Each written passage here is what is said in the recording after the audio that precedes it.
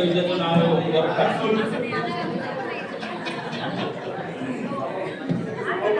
उंबरठा. चेहऱ्यावर मेकअप फासून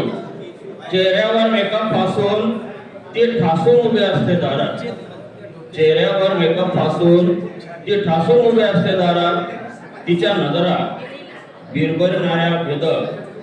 रस्त्याने जाणाऱ्यांच्या पावलांच्या खुणा मोजत राहतात. रस्त्याने जाणाऱ्यांच्या पावलांच्या खुणा मोजत राहतात. कुणास ठाऊक त्या नजरेत कोण अडखळेल, कोण वाकडी नजर टाकेल. त्या वाकड्या नजरेत तिची भूक दडलेली असते. त्या वाकड्या नजरेत तिची भूक दडलेली असते.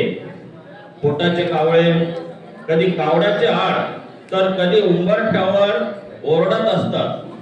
पोटाचे कावळे कधी कावड्याचे आड तर कधी उंबरठ्यावर ओरडत असतात.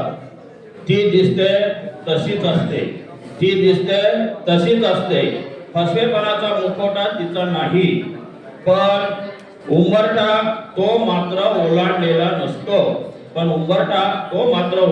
नसतो. ज्याने उंबरठा ओलांडला तो तिच्यासाठीच असतो. बाकी साऱ्यासाठी ती फक्त एक नजर आणि समाजाचा थंड श्वास.